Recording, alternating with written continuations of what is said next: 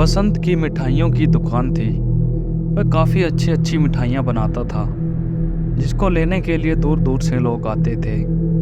एक दिन उसे घर जाने में शाम हो जाती है और रात होने के कारण वह एक जंगल के रास्ते से जाता है।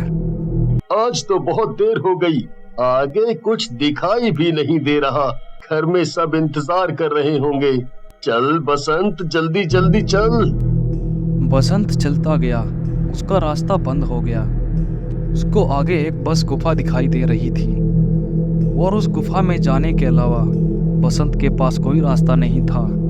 बसंत उस गुफा में चला जाता है, जिसमें बहुत ही अंधेरा था और कुछ नहीं दिखा रहा था। लेकिन बसंत चलता जाता है। उसे लगता है कि उसके पीछे कोई चल रहा है। फिर सोचता है ये बस उसके मन का वहम होगा। तभी उसे सामने से एक चुड़ैल दिखाई देती है, लेकिन जैसे ही वह चिल्लाता है वह चुड़ैल गायब हो जाती है और बसंत डर के मारे वहाँ से भागने लगता है। तभी उसके सामने वह चुड़ैल फिर से आ जाती है और बसंत को विश्वास हो जाता है यहाँ कोई चुड़ैल रहती है। कौन है? मुझसे पूछ रहे हो? मेरा परिचय करने की जरूरत है क्या? तुम मेरा पीछा क्यों कर रही हो? मुझे परेशान करके तुम्हें क्या मिलेगा? तुम्हें ही नहीं, अब मेरे प्रकोप से कोई भी नहीं बचेगा। मैं पूरे गांव को खत्म कर दूंगी। मैं अपना बदला पूरा करूंगी। आखिर तुम्हें हमारे गांव को बर्बाद करके क्या मिलेगा? क्या मिलेगा? अरे मेरी हत्या करके उन लोगों ने इस गुफा के अंदर मेरी लाश फेंक दी। लोगों ने कुछ गलत नहीं किया। तुमने गांव में टोटके करके गांव वालों का जीना हराम कर दिया था। अरे तुम्हारी वजह से नाथूराम की हत्या हुई। तुम्हें तुम्हारे कर्मों की सजा मिली है। मैं किसी को नहीं छोड़ूंगी, किसी को नहीं छोड़ूंगी। मुझे जाने दो, वरना अंजाम अच्छा नहीं होगा। अरे तुम मेरे घर आए हो, जरा मेहमान नवाजी का मौका नहीं दोगे? इससे पहले बसंत कुछ करता, चुड़ैल उसका गला पकड़कर उसे दूर फेंक देती है। बसंत बहुत डर जाता है, उसे समझ नहीं आता वह क्या करे। तभी वह अपनी जेब में हाथ डालता है और उसे माचिस मिलती है। वह पास में पड़े कबाड़ में आग लगा देता है। आग को देखते ही चुड़ैल डर जाती है और डर के मारे भाग जाती है। बसंत भी वहाँ से निकल जाता है। बाहर निकलने पर उसे अपना गांव दिखाई देता है, जिसके बाद उसकी सांस में सांस आती है और अगले दिन वह सभी गांव वालों से पंचायत करता है। लेकिन उसकी आप बीती पर कोई भी भरोसा नहीं करता। आप सब मेरी बात ध्यान से सुनिए। मैंने कल जंगल से आते वक्त एक गुफा के अंदर चुड़ैल देखी, जमुना की आत्मा देखी, जो दुगनी शक्तियों के साथ वापस आ चुकी है। वो सबकी जान लेने पर तुली हुई है। वो किसी को नहीं छोड़ेगी। बसंत, तुम्हें मन का वहम हुआ होगा। हमने आज तक वहां कुछ नहीं देखा। जमुना वापस कैसे आ सकती है? हाँ बसंत, मणिराम सही कह रहा है। मेरी बातों पर यकीन कीजिए, मैं सच कह रहा हूँ। हमें बसंत की बातों को अनदेखा नहीं करना चाहिए। हमें तुरंत कुछ करना होगा। कल दोबारा से बैठक बुलाई जाएगी। सब समय से पहुंच जाइएगा। रात को जब सब सो जाते हैं, वह चुड़ैल बहुत गुस्से में उस गांव में आती है और सबसे पहले वह बसंत का ही घर ढूंढती है।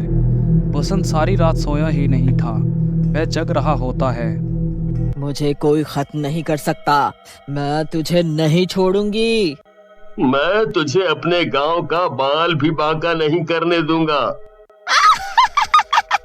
अरे गांव को तो तब बचाएगा जब तू खुद बचेगा। मुझे छू कर तो दिखा। ये क्या किया तुमने? मेरा बदन जल क्यों रहा है? मेरा बदन जल क्यों रहा है? ये धागा देख रही हो मेरे हाथ में? जब तक ये मेरे पास है, तू मेरा कुछ नहीं बिगाड़ सकती। एक धागे के सहारे कब तक रहेगा तू? एक बात हमेशा याद रखना, जीत हमेशा सच्चाई की होती है। तू मेरा कुछ नहीं कर सकता, तुम लोग मेरा कुछ नहीं कर सकते।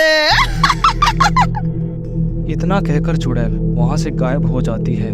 लेकिन बसंत को पता था चुड़ैल शांत नहीं बैठेगी और वह पूरे गांव में उत्पात मचा देती है। कई लोगों को खा जाती है। वह कई बच्चे भी गांव से गायब हो जाते हैं। यह सबको देखते हुए बसंत फिर से पंचायत बुलाता है। सरपंच जी, अब हमें कुछ करना ही होगा। ऐसे में तो हमारा पूरा गांव चुड़ैल की चपेट में आ जाएगा। वो दिन दूर नहीं जब पूरा गांव उसके हाथ में होगा। बसंत, पर हम क्या कर सकते हैं? उस चुड़ैल के सामने हम कुछ भी नहीं हैं। कर सकते हैं, मेरे पास एक योजना है। उससे उस चुड़ैल को हम आसानी से हरा सकते हैं। बसंत, हमें अब कदम फूंक फूंक कर रखना होगा। वो हमारी कमजोरी अच्छे से जानती है। हाँ सरपंच जी, मैं आपको योजना बताता हूँ। उसे केवल मंत्रों द्वारा बांधा जा सकता है। तो हमें पहले उसे पूजा के स्थान में किसी भी तरीके से लाना होगा। हाँ, पर कैसे? उसकी चिंता छोड़ दीजिए, उसको मैं देख लूंगा। मुझे अच्छे से पता है कि उसे वहां तक कैसे लाना है। बसंत सभी गांव वालों को पूरी योजना बताता है और सभी गांव वाले उसकी बात मान जाते हैं और उसके कहे अनुसार ही सभी काम में लग जाते हैं। सरपंच जी पंडित को बुलाकर लाते हैं और बसंत उधर चुड़ैल को अपनी बातों में फंसाता है और सभी गांव वाले मिलकर उधर पंडित जी के कहे अनुसार गांव के बीच में एक कुंड बनाकर हवन कर रहे होते हैं, जिसकी शक्ति से चुड़ैल वहां खींची चली आती है। सब ये क्या कर रहे हो? इसका अंजाम अच्छा नहीं होगा। मुझे जाने दो, मुझे जाने दो। जो तुमने हमारे साथ किया, अरे हमारे खुशहाल गांव को तूने टोटकों का शहर बना दिया था। तेरी वजह से कितनों की जाने गई पता है? तुम सब ने मेरी हत्या की थी। तुझे मरना जरूरी था। अरे तू जब जीवित थी तो क्या किसी चुड़ैल से कम थी? अरे भूल गई, तेरे टोटकों की वजह से मैंने मेरा बेटा खोया। तुझे तो नहीं बख्शेंगे हम। चिंता मत कीजिए, इसे इसके किए की सजा पहले भी मिली थी और आज भी मिलेगी। पंडित जी, आप मंत्र शुरू कीजिए। पंडित मंत्र पढ़ने लगता है और उसकी मंत्र की शक्तियों से चुड़ैल खुद ब खुद उस कुंड में चली जाती है और वह जलने लगती है। चुड़ैल जलकर राख हो जाती है। उसके बाद सभी गांव वाले चैन की सांस लेते हैं और सभी मिलकर बसंत का धन्यवाद करते हैं। बसंत, तुम्हारा बहुत बहुत शुक्रिया। शायद तुम ना होते तो हमें कभी भी जमुना की आत्मा से छुटकारा नहीं मिल पाता। सच में बसंत, आज सबको तुम्हारी वजह से न्याय मिला है। हमने सोचा जमुना को मारकर हम चैन से रहेंगे, पर हमें क्या पता था कि ये हमारा पीछा मरने के बाद भी नहीं छोड़ेगी।